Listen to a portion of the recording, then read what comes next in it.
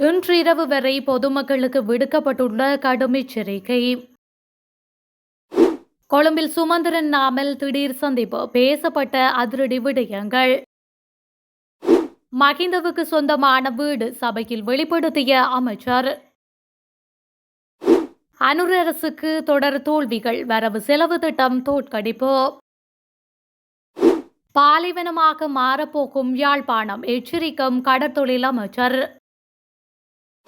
அனுருவின் கருத்துக்கு கேள்வி எழுப்பிய ரணில் தரப்பு.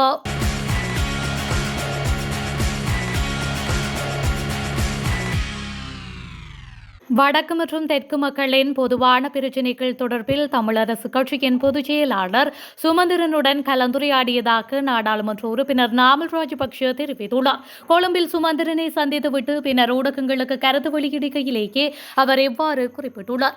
மேலும் அவர் கூறுகையில், மக்களின் பொருளாதார பிரச்சினைகள், இளைஞர்களின் வேலையின்மை தொடர்பான பிரச்சினைகள் வடக்கு மற்றும் தெற்கு மாகாணங்களின் பொதுவான பிரச்சினைகளாக உள்ளன. நாட்டு மக்களின் உரிமைகளை பாதுகாக்கவும் அவர்களின் வாழ்க்கை தரத்தை மேம்படுத்தவும் அரசாங்கம் அளித்த வாக்குறுதிகளை நிறைவேற்ற அவர்களுக்கு அழுத்தம் கொடுப்பதே எங்களின் குறிக்கோளாகும். எங்களுடன் இணைந்து செயற்படுவது கட்சி என்ற அடிப்படையில் தமிழரசு கட்சி தீர்மானிக்கும் என குறிப்பிட்டுள்ளார். இதேவேளை வரவு செலவு திட்டத்திற்கு ஆதரவாக எதிர்க்கட்சி எம்பிக்கள் வாக்களித்தமை தொடர்பிலான ஊடகவியலாளர்களின் கேள்விக்கு பதிலளிக்கையில், கூட்டணி அரசியல் செயற்பாடுகள் இவ்வாறே இருக்கும். அவர்கள் பிரதிநிதித்துவப்படுத்தும் மலையக மக்களுக்கு சார்பாக வரவு செலவு திட்டம் அமைந்திருப்பதால் அவர்கள் ஆதரவாக வாக்களித்திருப்பார்கள். 2011ஆம் ஆண்டு தமிழ் தேசிய கூட்டமைப்பினரும் முன்னாள் ஜனாதிபதி மகிந்த ராஜபக்ஷவின் வரவு செலவு திட்டத்திற்கு ஆதரவாக வாக்களித்திருந்தார்கள் என தெரிவித்துள்ளார். இதேவேளை நுகேகுடை போராட்டம் தொடர்பில் பதிலளிக்கையில், அரசாங்கத்தின் வாக்குறுதிகளை நம்பி ஏமாற்றமடைந்த பலரும் 21ஆம் தேதி நுகேகுடை போராட்டத்திற்கு வருகை தருவார்கள். போராட்டத்திற்கு எத்தனை பேர் வருவார்கள் என்பதை அரசாங்கமே கணக்கிட்டு கூறுவார்கள். அத்துடன் கடந்த வரவு செலவு திட்டத்தின் 20% வாக்குறுதிகள் மாத்திரமே நிறைவேற்றப்பட்டிருந்தன. 159 உறுப்பினர்களையும் பிரதேச சபைகளையும் வைத்துக் கொண்டு 20% வாக்குறுதிகள் மாத்திரமே நிறைவேற்றப்பட்டுள்ளன என்றால் பேசுவதற்கு ஒற்றுமில்லை என கூறியுள்ளார். மேலும் போராட்டத்தில் மகிந்த ராஜபக்ஷ கலந்து கொள்வாரா என கேட்கப்பட்ட கேள்விக்கு அவர் கலந்து கொள்ளவில்லை என்று அவர் மேலும் பதிலளித்துள்ளார். நகர அபிவிருத்தி அதிகார சபை மூலம் ஆரம்பிக்கப்பட்ட வியத்புர வீட்டு தொகுதியில் முன்னாள் ஜனாதிபதி மகிந்த ராஜபக்ஷவுக்கு சொந்தமான வீடு ஒன்று காணப்பட்டுள்ளதாக வர்த்தக வணிக உணவு பாதுகாப்பு மற்றும் கூட்டுறவு மேம்பாட்டு அமைச்சர் வசந்த சமரசிங்க வெளிப்படுத்தியுள்ளார். இன்று வரவு செலவு திட்டம் 1வது வாசிப்பு மீதான விவாதத்தில் கலந்து கொண்டு உரையாற்றும் போதே அமைச்சர் வசந்த சமரசிங்க இவ்வாறு தெரிவித்துள்ளார். குறித்த வீட்டில் பொரலஸ்கமுவ பிரதேசத்தின் முன்னாள் மேயர் அருண பிரியசாந்த வசித்து வந்துள்ளதாகவும் அவர் சுட்டிக்காட்டியுள்ளார். நகர அபிவிருத்தி அதிகார சபையால் நியமிக்கப்பட்ட வீட்டு தொகுதி அறங்காவலரின் அறிக்கைகளின்படி நாடாளுமன்ற உறுப்பினர்களுக்கு வழங்கப்பட்ட வீடுகளில் வேறு சில வெளியாட்கள் வசித்து வருவதாகவும் தெரியவந்துள்ளது. இவ்வாறு வியத்புர வீட்டு தொகுதியில் வீடுகளை கொண்டுள்ள முன்னாள் அமைச்சர்கள் மற்றும் நாடாளுமன்ற உறுப்பினர்களின் பட்டியலை அமைச்சர் வெளிப்படுத்தியிருந்தார். நாடாளுமன்ற உறுப்பினர்களுக்கு வழங்கப்பட்ட 39 வீடுகள் தொடர்பில் விசாரணைகள் மேற்கொள்ளப்பட்டுள்ளதாக அமைச்சர் வசந்த சமரசிங்க மேலும் தெரிவித்துள்ளார். யாழில் உள்ள இளைஞர்களின் வெளிநாட்டு புலம்பெயர்வினால் யாழ்ப்பாணம் பாலைவனம் போன்று காட்சியளிக்கும் நிலைக்கு தள்ளப்படும் என கடற்தொழில் அமைச்சர் ராமலிங்கம் சந்திரசேகர் தெரிவித்துள்ளார். கொழும்பு ஊடகம் ஒன்றுக்கு வழங்கிய விசேட செவ்வியிலேயே அவர் இந்த விடயத்தினை குறிப்பிட்டுள்ளார். வடக்கு மாகாணத்தில் மக்கள் நாட்டை விட்டு வெளியேறுவது அதிகரித்துள்ள நிலையில் பிறப்பு வீதமும் குறைவடைந்துள்ளதால் அரசியல் இருப்பு கேள்விக்குறியாகியுள்ளதாக தெரிவித்துள்ளார். போதைப்பொருள் பாவனை, வாழ்வெட்டு கலாச்சாரம் போன்ற குற்ற செயல்களால் இளைஞர்களும் படித்த சமூகமும் வடக்கை விட்டு வெளியேறும் நிலை உருவாக்கி வருவதாகவும் அவர் சுட்டிக்காட்டியுள்ளார். போதைப்பொருள் மாஃபியாக்களின் காரணத்தினால் அங்கிருக்கின்ற மக்கள் தங்கள் பிள்ளைகளை பாதுகாப்பதற்கு பல சவால்களை எதிர்கொள்வதாகவும் தெரிவித்துள்ளார். இந்த நிலையில் இவ்வாறான சவால்களுக்கு மத்தியில் மக்களை பாதுகாப்பதற்காக அந்த பிரதேசங்களை துரித அபிவிருத்தியை நோக்கி நகர்த்த வேண்டும் எனவும் அமைச்சர் மேலும் வலியுறுத்தியுள்ளார். ஜனாதிபதி அனுரகுமார திசாநாயக்க வெளியிட்ட கருத்து தொடர்பில் ஐக்கிய தேசிய கட்சி அறிக்கை ஒன்றை வெளியிட்டு கேள்வி எழுப்பியுள்ளது. அதன்படி கடந்த 13ஆம் தேதி ஜனாதிபதி அனுரகுமார திசாநாயக்க தலைமையில் இடம்பெற்ற 36வது கார்த்திகை வீரர்கள் தின நிகழ்வின் போது வடிகாலில் ஊர்ந்து வந்து கிரீடம் எங்கள் தலையில் விழவில்லை என ஜனாதிபதி கருத்தொன்றை வெளியிட்டிருந்தார். இந்த கருத்துக்கு ஐக்கிய தேசிய கட்சி அறிக்கை ஒன்றை வெளியிட்டுள்ளது.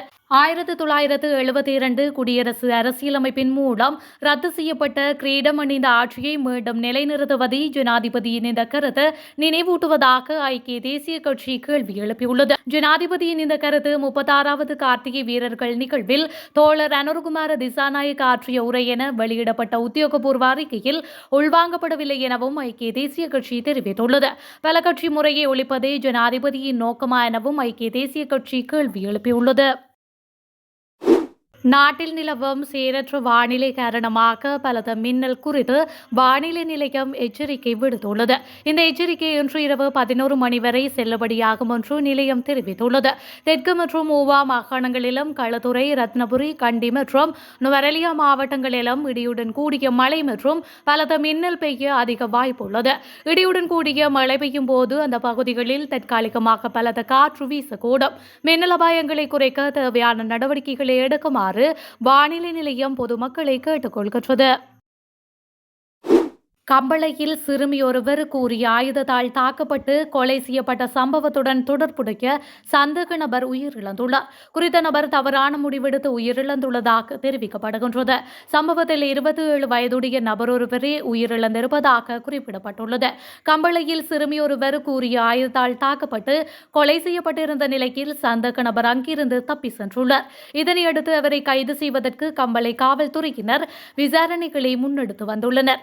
இந்த நிலையில் குறித்த சந்தேக நபர் தவறான முடிவெடுத்து உயிரிழந்துள்ளதாக காவல்துறையினர் தெரிவித்துள்ளனர். திருகோணமலையில் தொழில் புரிந்த குறித்த இளைஞர் நேற்றிரவு வீடு திரும்பியிருந்த நிலையிலேயே இந்த சம்பவம் இடம்பெற்றுள்ளதாக தெரிவிக்கப்பட்டுள்ளமை குறிப்பிடத்தக்கது.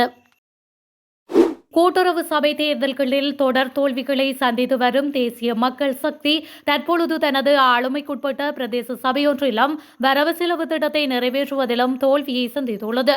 இதன்படி தேசிய மக்கள் சக்தியால் நிர்வகிக்கப்படும் படுவஸ்னுவர பிரதேச சபையின் 2026 ஆண்டுக்கான வரவு செலவு திட்டம் இன்று தோற்கடிக்கப்பட்டுள்ளது.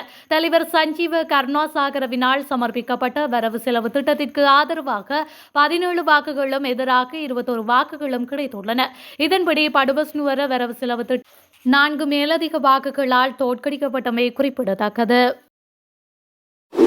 நாட்டை விட்டு தப்பி சென்ற திட்டமிட்ட குற்றவாளியும் போதைப்பொருள் கடத்தல்காரருமான சலிந்து மல்ஷித குணரத்ன என்ற பாணந்துரை கூடு செலிந்து போதைப்பொருள் வலையமைப்புடன் தொடர்புடைய பெண் ஒருவர் கைது செய்யப்பட்டுள்ளார். அருக்கோடை ருக்காகா வீதியில் உள்ள ஒரு வீட்டில் ரூபாய் 1 மில்லியனுக்கும் அதிகமான மதிப்புள்ள ஐஸ் போதைப் பொருட்களுடன் கைது செய்யப்பட்டதாக கேரான போலீசார் தெரிவித்துள்ளனர். சந்தேக நபரிடம் 50 கிராம் ஐஸ் போதைப் பொருட்களை போதை செய்ய பயன்படுத்தப்படும் சிறிய மெழுகு பைகள், ஒரு மின்னணு தராசு, கடத்தலுக்கு பயன்படுத்தப்படும் ஸ்மார்ட் போன் மற்றும் கடத்தலில் இருந்து சம்பாதித்ததாக கூறப்படும் ரூபாய் 36,500 ஆகியவை கண்டுபிடிக்கப்பட்டன.